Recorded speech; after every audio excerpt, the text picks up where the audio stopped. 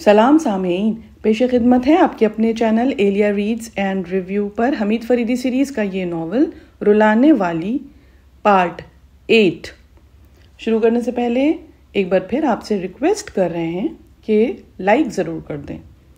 وہ سمجھا تھا کہ شاید فریدی اسے صفورہ کے بارے میں کچھ ہدایت دے گا، لیکن یہاں تو بات کرنے کی گنجائش ہی نہیں رہی تھی۔ پھر آخر اس نے ٹیکسی ڈرائیور کو ڈھونڈ نکالنے کی زحمت کیوں گوارا کی تھی؟ اگر صفورہ جھوٹی تھی تو اس جھوٹ کی ضرورت پہ غور کرنا تو لازم تھا۔ آخر اس نے اس کے سلسلے میں اتنا بڑا جھوٹ، نہیں یہ ناممکن ہے، یہ بات جھوٹ نہیں ہو سکتی ہے۔ اچھا، تو اس کا مطلب ہے کہ وہی پرانی عادت، یعنی حضرت اسے اندھیرے میں رکھنا چاہتے ہیں۔ ٹھیک ہے، اچھی بات ہے، آپ بھی دیکھ ہی لیں گے۔ حمید کے ذہن میں وہی قدیم چھپکلی کلبلائی تھی جو اکثر اسے پریشانیوں میں ہی مبتلا کرتی تھی۔ وہ اسی دن صفورہ سے پھر ملا۔ ہم دیکھیں گے کہ اس سلسلے میں کیا کر سکتے ہیں۔ اس نے صفورہ کو ایسے بولا جیسے وہ فریدی سے بات کر کے آیا ہو۔ میں نہیں سمجھی، ہم معلوم کریں گے کہ وہ کہاں رہتی ہے۔ ہم سے کیا مراد ہے تمہاری؟ کیا میں بھی؟ بالکل، لیکن وہ 1 فٹ کے فاصلے سے بھی تمہیں پہچان نہیں پائے گی۔ بھلا وہ کیسے؟ Make up. اچھا ہاں، ہم اب دونوں کی شکلیں تبدیل کریں گے۔ کیا تمہیں اس میں کچھ مہارت حاصل ہے؟ ارے میں ماہر ہوں، ماہر۔ تب تو اچھی بات ہے، لیکن مجھے خوف معلوم ہوتا ہے، میں ایک غیر ملکی ہوں۔ ارے میرا وہ دوست پولیس آفیسر، وہ کب کام آئے گا؟ تم پریشان نہ ہو، یہاں کی پولیس کو بالکل ایسا کچھ پتا نہیں چلے گا اور تم پر کوئی آنچ نہیں آئے گی، ڈرو مت۔ تب تو ٹھیک ہے، اس طرح میں گویا پولیس کی مدد کروں گی۔ بالکل، پتا نہیں کیسی شکل بناؤ گے میری تم؟ بناؤں گا نہیں، بدلوں گا۔ رنگن بھی بدلو گے؟ میرا باپ بھی نہیں بدل سکتا۔ پھر ارے صرف خد و خال بدل دوں گا، بس تم اس حیثیت سے نہیں پہچانی جا پاؤ گی جس میں اس نے تمہیں دیکھا تھا۔ تو تم اپنی شکل بھی بدلو گے؟ ارے تم اتنے سوال کیوں کرتی ہو؟ میں سمجھ گئی، تم ایک کالی لڑکی کے ساتھ دیکھا جانا پسند نہیں کرتے۔ میں تو کلوٹیوں کے ساتھ دفن ہونا بھی پسند کروں گا۔ تو غصہ کیوں آ رہا ہے؟ ارے باپ رے، حمید اردو میں بڑبڑایا، میرے سر پہ سوار ہو جانے کی کیا ضرورت ہے؟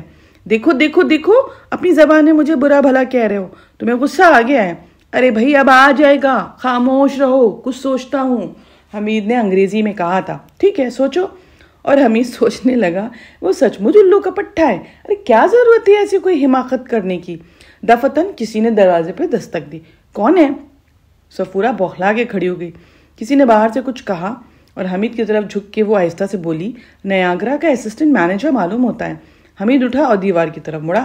صفورہ نے دروازہ کھول کے آنے والے کو اندر آنے کے لیے کہا، اور جب حمید ان دونوں کی طرف مڑا تو صفورہ کی آنکھیں حیرت سے پھیل گئیں، کیونکہ اتنی دیر میں تو حمید نے وہ ریڈی میڈ میک اپ بھی استعمال کر ڈالا تھا جو اس کی جیب میں تھا۔ نیاگرا کے اسسٹنٹ مینیجر سے پرتشویش نظروں سے دیکھ رہا تھا۔ یہ مسٹر احمد ہیں، میرے پین فرینڈ، 3 سال سے انہیں جانتی ہوں اور میں ان کے ساتھ شہر گھومنا چاہتی ہوں۔ دلچسپ ہابی ہے؟ میں سعید ہوں۔ مینیجر نے حمید کی طرف اپنا ہاتھ بڑھایا۔ حمید نے مصافحہ کرا تھا اور آہستہ سے کچھ بڑبڑایا تھا۔ 10 منٹ کے اندر وہ صفورہ کی خیریت پوچھ پاچھ کے چلا گیا تھا۔ تم میں تو حیرت انگیز صلاحیتیں ہیں بھائی، یہ اتنی جلدی کیسے تم نے اپنا چہرہ بدلا؟ ارے کہاں گیا؟ حمید نے اپنی ناک کو سلانے کے بہانے ہاتھ اوپر لے گئے اور ہاتھ جب ہٹائے تو سب کچھ ٹھیک تھا۔ ارے وہ اچھل پڑی، کہیں مجھے کوئی خبیث روح نہ سمجھ لینا تم، خدا کی قسم مجھے حیرت ہے، اس طرح اوپر کا ہونٹ ناک کی سمت کیسے اٹھ سکتا ہے؟ تم کوشش نہ کرنا ورنہ بہت بری لگو گی، ناک ہی غائب ہو جائے گی۔ نہیں مجھے بتاؤ تم نے کیسے کیا؟ ارے جب تم یہاں سے واپس جانے لگو گی تو میں بتا دوں گا تم کو، میں الجھن میں رہوں گی، اس طرح مجھے یاد تو رکھو گی۔ کیا تم یہ چاہتے ہو کہ میں تمہیں یاد رکھوں؟ ہاں۔ حمید پھر جھلا گیا۔ وہ سوچ رہا تھا آخر اس قسم کے رومانٹک جملے اس کی زبان سے نکلتے کیوں ہیں؟ آخر تمہارا مزاج کس قسم کا ہے؟ میں سمجھی نہیں ابھی تک۔ ارے بھائی نہ سمجھنا ہی بہتر ہے۔ پچھلے سال ایک لڑکی نے سمجھنے کی کوشش کی، لہٰذا آج کل وہ کچھ دیر تک تو بھونکتی رہتی پھر کاٹنے کے لیے دوڑتی ہے۔ وہ اس طرح اسے منہ کھولے دیکھ رہی تھی جیسے اس کی سمجھ میں نہ آیا ہو کہ ہو کیا رہا ہے۔ اس دن حمید پھر فریدی سے نہیں ملا، شام ہونے کا منتظر رہا۔ میک اپ میں صفورہ کی شکل تھوڑی بدل دی۔ شام کو اس نے بحیثیت کیپٹن حمید ہائی سرکل کے مینیجر کو فون کر کے بتایا کہ وہ کس طرح کے میک اپ میں اپنی پہچان کو چھپا کے یہ بتایا کہ اس کے 2 معزز مہمان آئیں گے اور ان کو تنگ نہ کیا جائے۔ مینیجر نے اس سے پوچھا بھی کہ کیا وہ بھی آئے گا، اس پہ حمید نے منع کر دیا تھا۔ اس کے بعد شام کو اس نے اپنے آپ پر ایک فلپینی کا میک اپ کیا اور پلاسٹک کا میک اپ، آنکھیں کے نیچے کے حصے بالکل سپاٹ ہو گیا تھا۔ ارے واہ، تم تو ماہر ہو، صفورہ نے کہا۔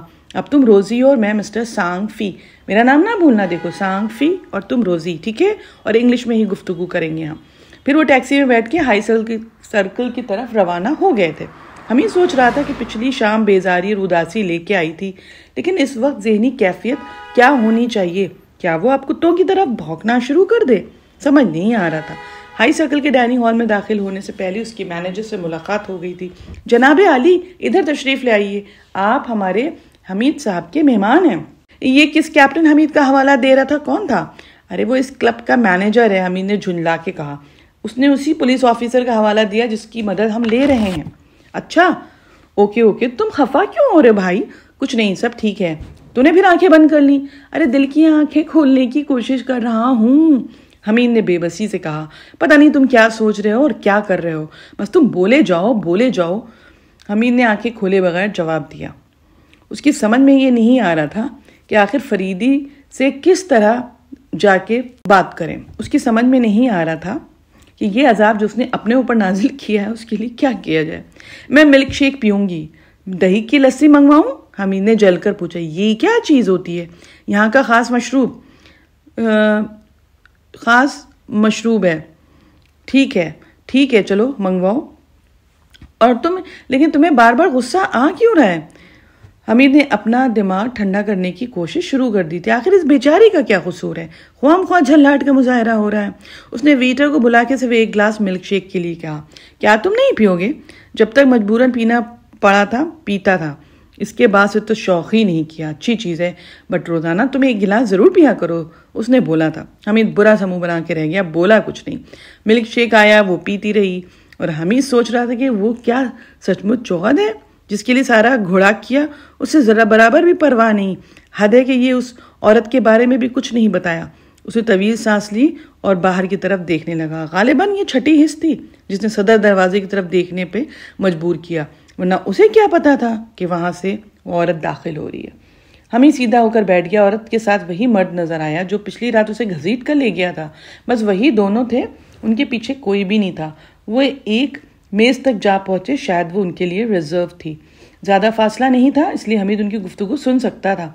غالباً یہ خان وجاہت ہے، حمید نے سوچا۔ عورت اکتائی لگ رہی تھی۔ تم اسے اس طرح نہیں گھورو، حمید نے صفورہ سے کہا، اور وہ چونک گئی۔ میں انگاروں پہ کھڑے ہو کے کہہ سکتی ہوں کہ یہ رلانے والی ہی ہے، میرا دل تو کھچا جاتا ہے اس کی طرف۔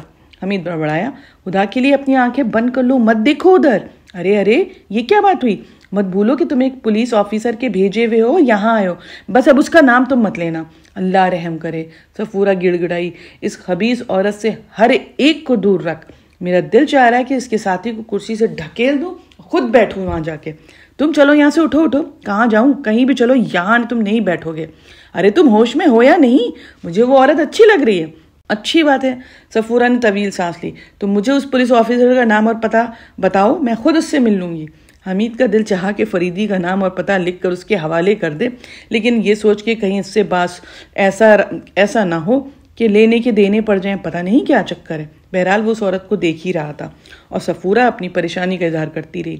ارے بس بھی کرو، تم مجھے زندہ رہنے دو گی یا نہیں؟ میں پھر کہتی ہوں اس کی طرف مت دیکھو، صفورہ بولی تھی۔ حمید جھنجلا کے کچھ کہنے ہی والا تھا کہ فریدی نظر آ گیا۔ وہ تنہا تھا اور اس نے ان دونوں کے قریبی ایک میز منتخب کی تھی۔ یہ خوبصورت سی داستان یہاں ختم کرتے ہوئے اجازت چاہتے ہیں۔ آپ ہر آلٹرنیٹ ڈیز پہ چیک ضرور کر لیا کریے ناول کیسا لگ رہا ہے، کامنٹ کر کے ضرور بتائیے، اور ایک لائک کر دیجیے، 1 سیکنڈ بھی نہیں لگتا۔ شکریہ۔